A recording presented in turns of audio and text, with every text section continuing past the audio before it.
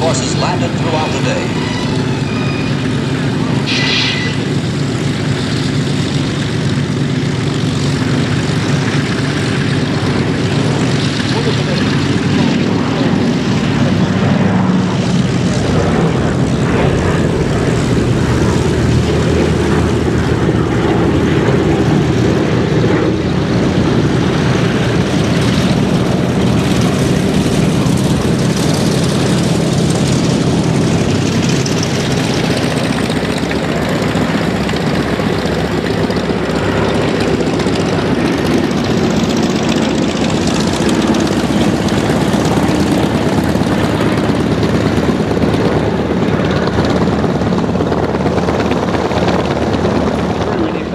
Touch and go, departing and leading the pair now.